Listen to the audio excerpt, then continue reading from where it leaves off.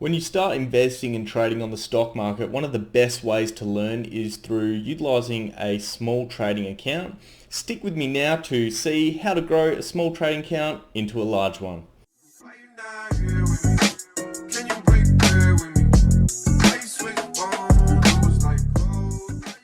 How's it going, guys? Ryan here, back with another video, and this time in my stock market basics lesson I'm going to be teaching you some methods in order to grow a small trading account into a large one, what you want to do to succeed and start learning about the stock market. The beauty in using a small trading account as opposed to not having any skin in the game at all is you have that risk there. You need to be able to be really diligent and really strict on your trading strategies in order for it to be successful, because if you make one bad trade that goes really wrong, essentially most or all of your account will be wiped out. This is one of the main reasons I recommend starting on a smaller account, because at the end of the day, if something does go wrong, then you're not going to lose too much money, if anything really at all.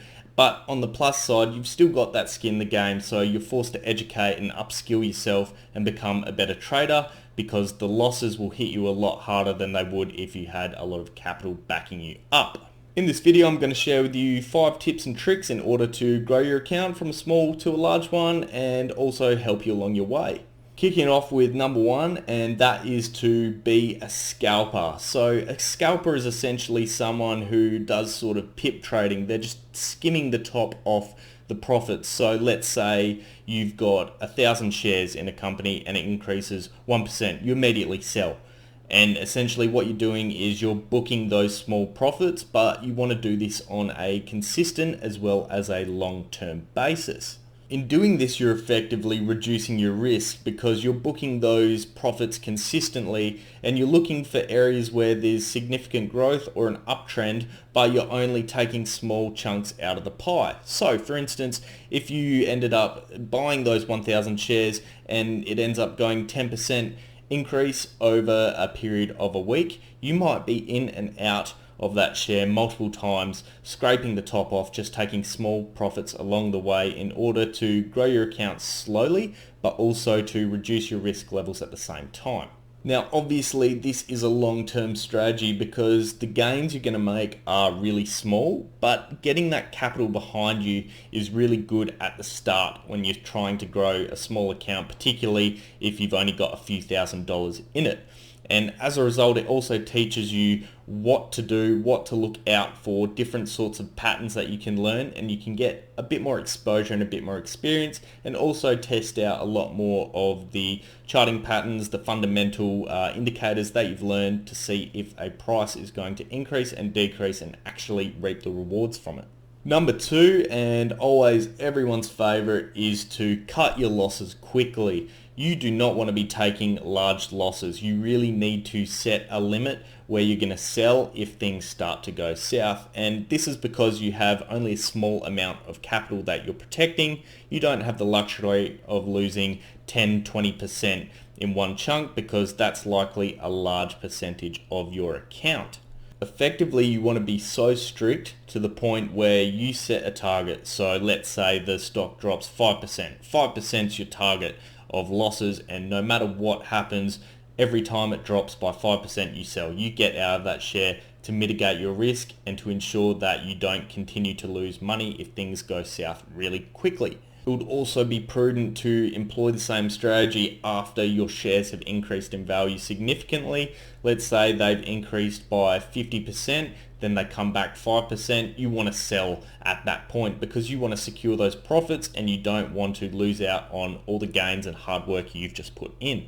Moving on to number 3, and it's a trap that a lot of traders, especially new ones, fall into, and that is do not overtrade. You don't need to be trading every opportunity that you see and every stock that you think is going to increase on the stock market in value. When you're growing a small account, you really want to be selective in the stocks that you're choosing. You want to carefully research and pick the stocks that you think are going to increase in value, and you want to use key indicators, both fundamental as well as technical indicators like charting patterns, that you know will be effective and increase your share price. One key aspect to take away from this is the psychological factors involved.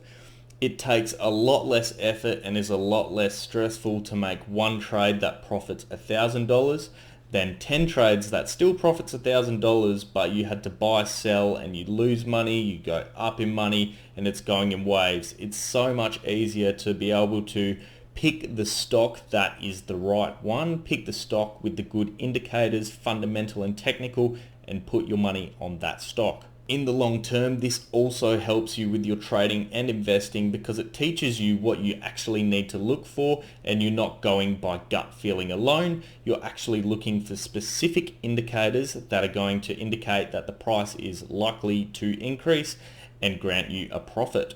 Moving on to number 4, and it's a bit of a left field one, but it's you don't want to actually set targets or goals for profits that you make. You don't want to be aiming for a certain number of dollars to make every single week when you're starting out, because that effectively opens you up to risk. If you're not hitting the target you want to be hitting, you're effectively going to start taking more risks, which opens you up to losing significantly more money. Instead of focusing on the actual dollars you're making, what you want to focus on is consistent wins as well as percentage increases. So when you're looking at consistent wins, you want to be picking more winning stocks, more profitable trades than you do losing ones. And when you're looking at the percentage, you want to be choosing those stocks which increase in value 10, 20, 30% as opposed to the ones which are only increasing 1 or 2%. One great way to do this is by putting a smaller position in a trade, so only using, let's say, 10% of your trading account to buy a stock, and as a result what you're aiming for effectively is then those large percentage increases to make it worth your while and to turn that small win, that $500 for instance that you've just put into a share, into $2.5 grand, $3 grand. You want those big wins even over a long period of time.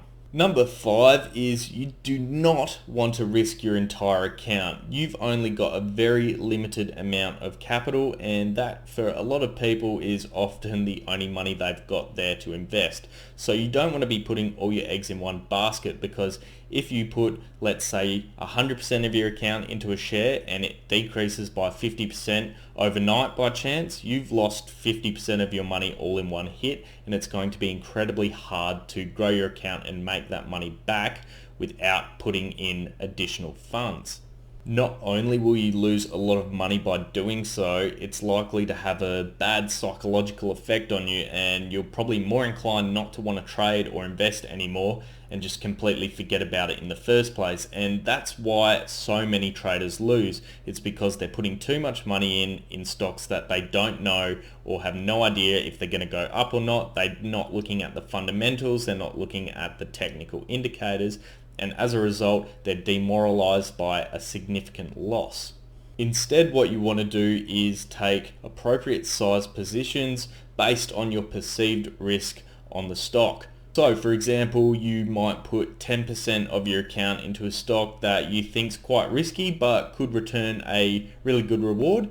Whereas if you're looking at something a bit more safer, let's say you're only going for a few percent, 5% or so, you're aiming for like blue chip companies, so you can put a bit more of your capital into that because you're pretty much guaranteed, if you've done your research properly, a decent return. One key thing you need to take note of here is all your brokers take commissions on the trades that you make. So every time you buy or sell a share, you're going to be charged by your broker. So this could be $20, it could be $30, it could be $40, but as a result, if you take a position that's too small, then these commissions are going to significantly eat into the profit that you are making, and as a result your account will grow a lot slower. This is why you want to aim for those large percentage gains as opposed to the large profit gains on the account, due to the fact that you're trying to grow it. When your account's more in dire straits, and let's say you've unfortunately made a few losses, that's when you want to be a bit more scalpy and take a lot less risk and take those 1 to 2%, maybe even up to 5% profits, but keep in mind those commissions will eat into your profits overall. So just to recap with you guys, the 5 tips I shared with you today were: be a scalper so that you can make small consistent profits over a period of time, particularly if your account's going badly, to recover the losses that you have incurred. The second is to cut your losses quickly, to quite simply not make large percentage losses and break your account. And the third was to not overtrade. You want to be looking for the trades which are going to work for you. You want to learn different technical indicators and fundamental indicators that are going to result in a profit for yourself, and this is often different for everybody. Next is to not set profit goals. You want to be looking for large percentage gains as opposed to large monetary gains on your account. And the fifth is don't put all your eggs in one basket. You don't want to trade your entire account into one share. That is too much risk when you don't have enough capital or experience in the game. And with that, the episode's finished, guys. I hope you enjoyed it. If you did, please make sure you leave a thumbs up and comment any questions down below. And for more content, always remember to subscribe. And with that, hope you guys have an awesome day. Catch you next time.